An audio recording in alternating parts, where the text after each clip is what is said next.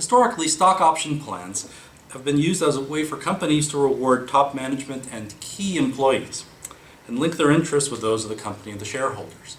This concept of key employees, though, has grown, and more companies have decided that key employees are many employees of the business altogether.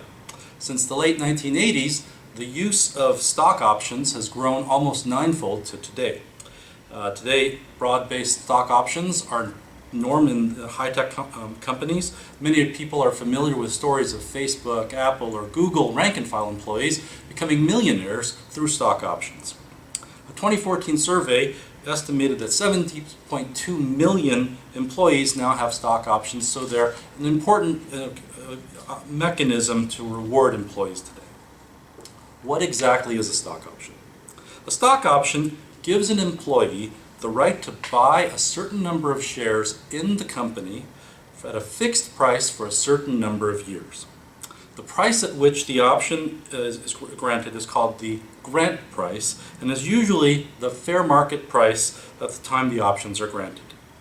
Employees are granted with these options. They hope that the share price is going to go up and they'll be able to eventually cash in by exercising the stock at the grant price and hope that the difference between the current market price at that time will be much higher and they'll be able to sell it based on the appreciation. There's two kinds of stock options, each with their unique rules and tax consequences. There's incentive stock options, and then there's non-qualified stock options. We'll discuss them, the differences, later in this presentation. The reasons for granting stock options. Both privately and publicly held companies make options available for a number of reasons. First, they want to attract and keep good workers. By tying their incentives to the performance of the company overall through stock options, it's a way to maintain their employment and keep them incentivized. They also want employees to feel like owners or partners in the business. In that sense, they'll take a greater sense of pride and a greater sense of direct involvement in the business itself. They want to hire skilled workers by offering compensation that goes beyond the salary. And this is particularly important in their startup companies, where you want to hold on to as much cash as possible and yet at the same time create alternate mechanisms of incentives and motivation which stock options would create.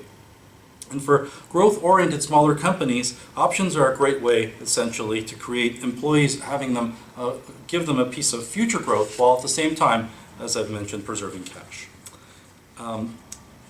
Options, though, may not be perfect for companies which are smaller in nature, where earnings aren't expected to grow quickly. For those types of companies, you may want to look in terms of other incentive plans. Why issue options in the first place? Why not just issue stock, perhaps? The reasons why stock options are granted instead of stock directly is first and foremost the idea of phantom tax.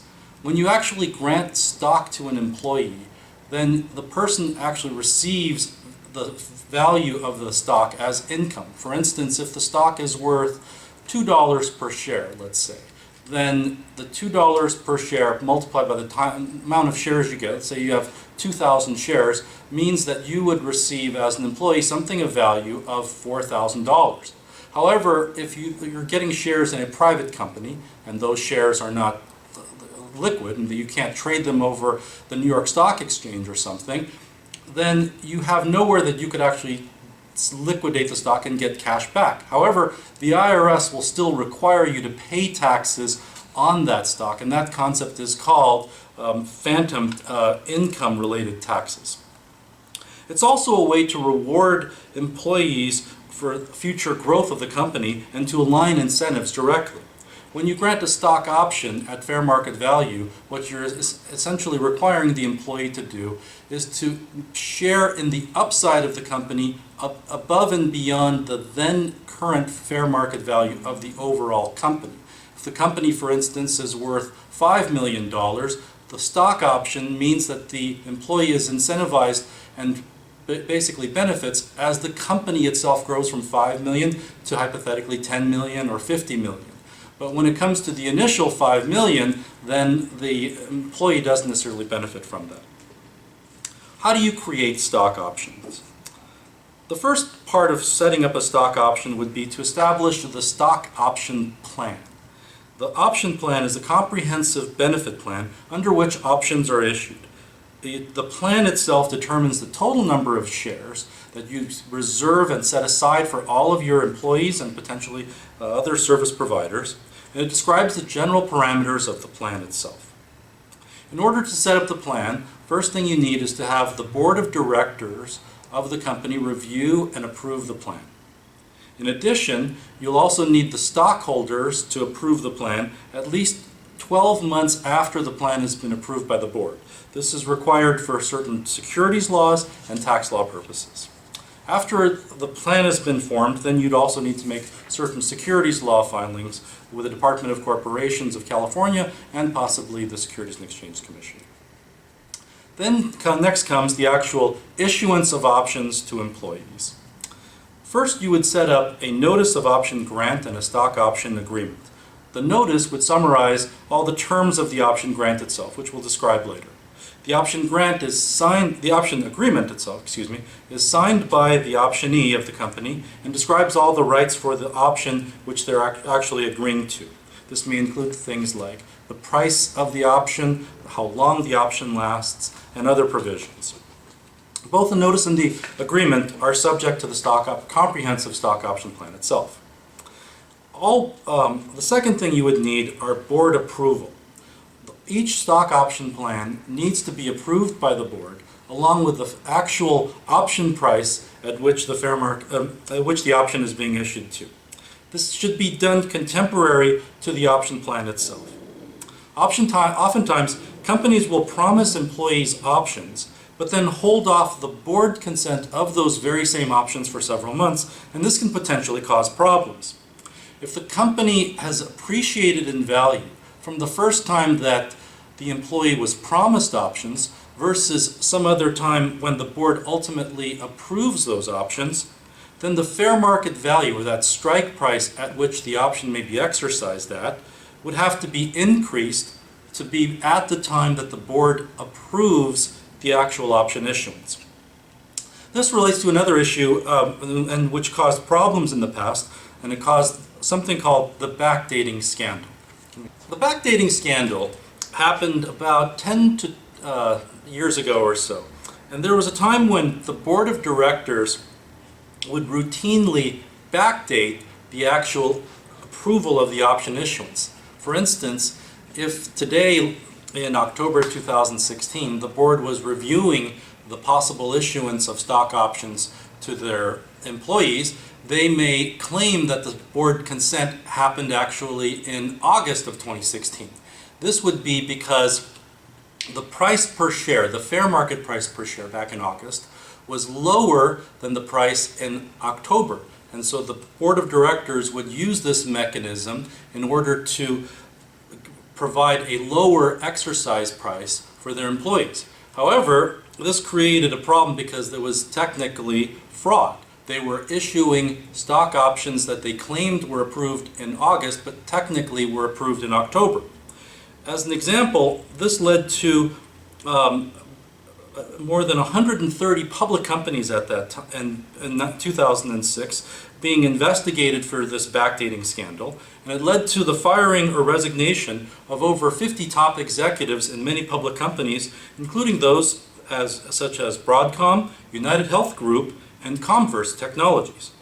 Also, as an example, in September 2009, James Tracy, the former COO of Monster Worldwide, was sent to prison for 2 years because of this backdating scandal. So again, when it comes to board approval, make sure that the board approval of the stock options happened at the time that the optionees are expecting receipt of the options. How many shares should be reserved for the stock option plan? This may vary from company to company, but generally speaking, most technology companies and startups will reserve anywhere from 10 to 15% of their current equity for stock options. For instance, if a company has, let's say, 5 million shares outstanding, including their investors and their founders, then they may reserve anywhere from 500,000 to 700,000 shares as a part of their stock option plan. The stock option exercise price. The exercise price for an optionee is going to be measured at the, quote, fair market value. Fair market value means the fair price of the common stock for the company at that time. For public companies, this would usually be the stock trading price. For instance, if Facebook stock is trading today at $100 per share, then if someone who was receiving Facebook options today would have their option exercise price at $100 per share. For private companies, this determination of fair market value may be a little bit difficult to determine because there is no such stock market to determine the price at.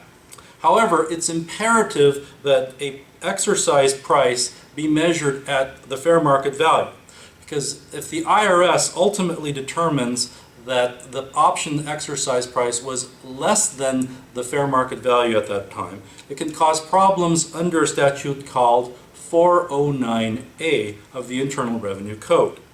In 409A basically states that if options are granted below the then current fair market price at the time, the option holders would have to immediately pay taxes on all their vested equity and pay an additional 20% excise penalty tax, and even possibly interest on these unpaid taxes. The company may also face penalties as well. So therefore, it's very important for private companies to issue stock options with an exercise price at fair market value. But how do you determine fair market value?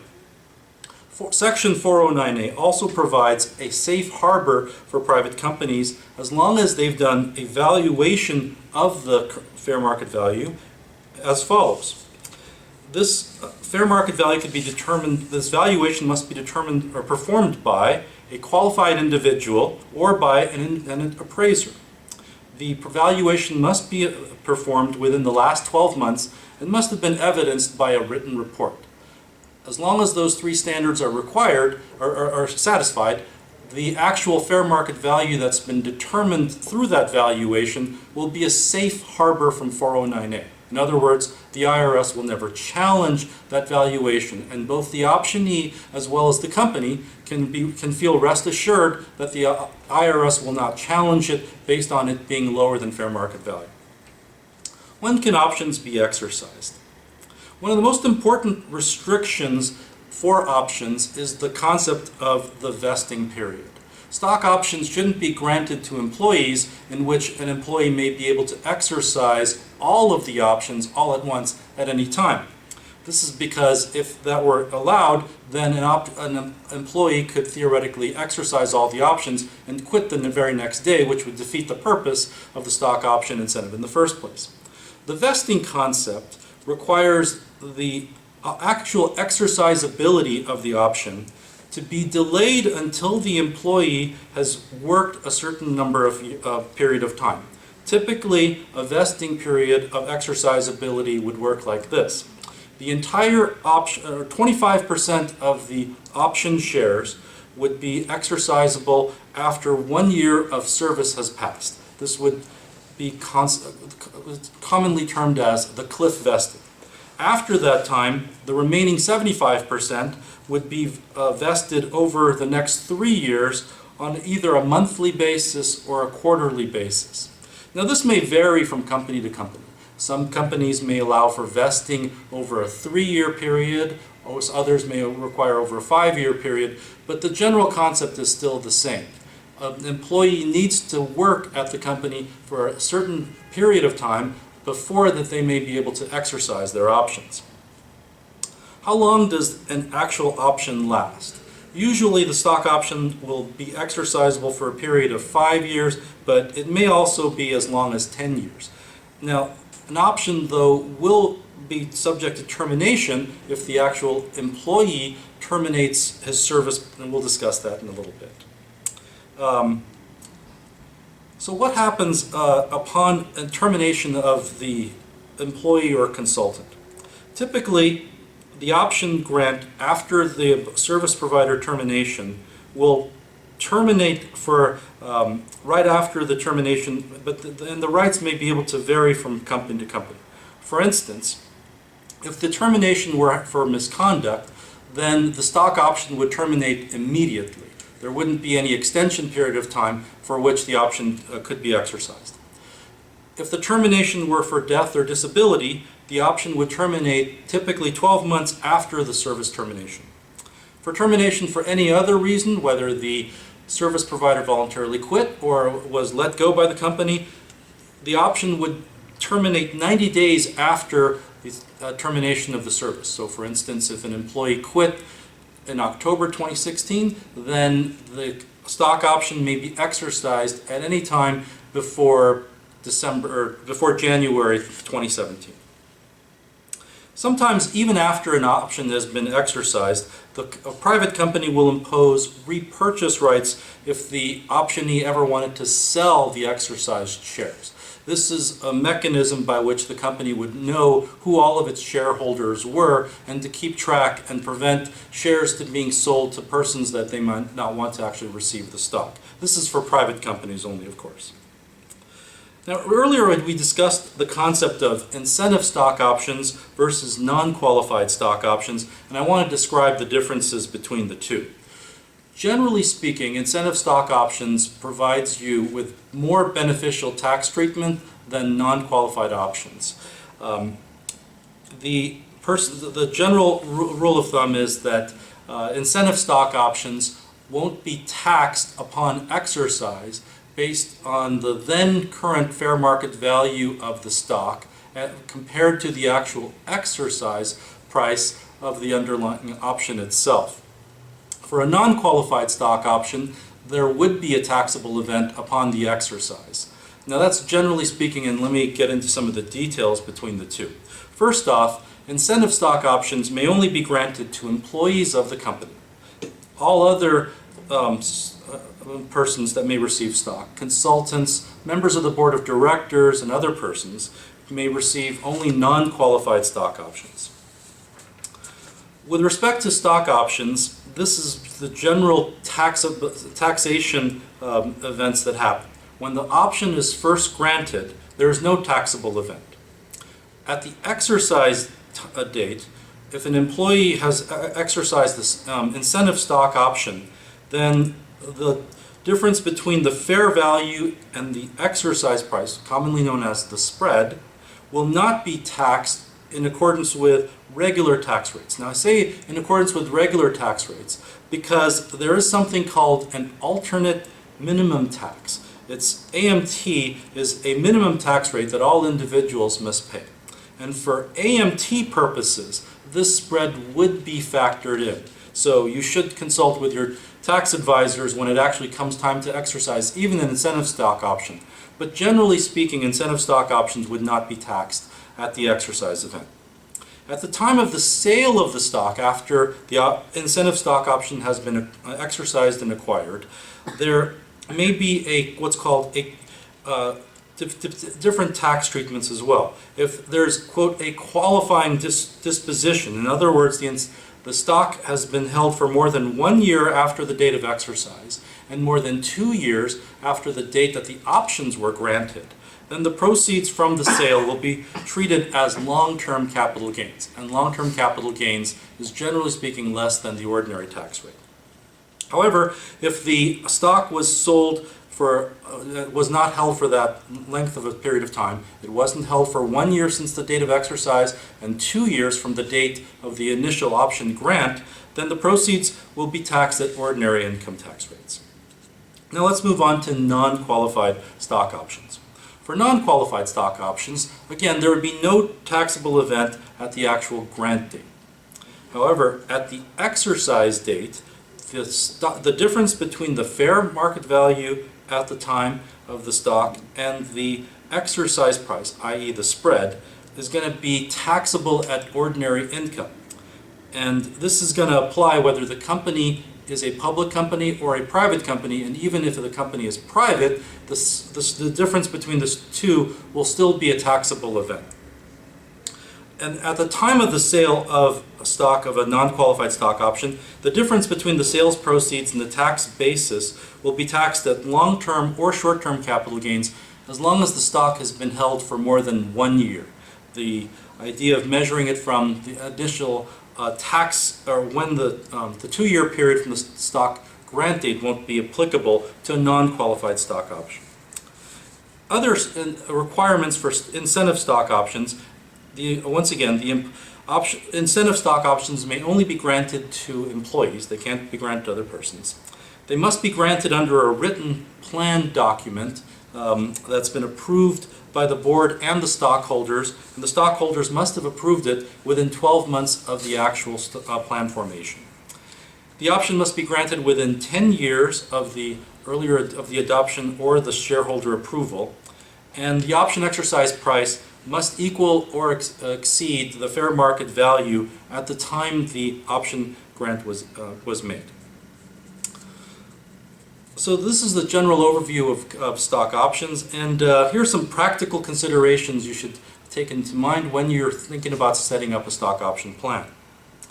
Generally, when you're designing a stock option plan, companies need to consider how much stock that they're willing to make available, whether and who should receive those particular options, whether it should be all employees, whether it should be executive officers, whether it should be the developers of the company, of the software, for instance, or the underlying technology, or perhaps the sales and marketing group.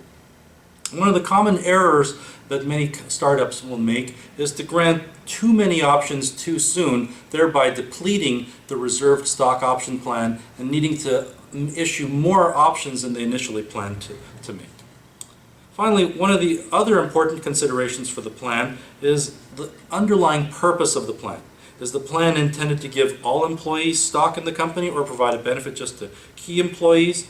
Does the company wish to promote long-term ownership, or is it a one-time benefit?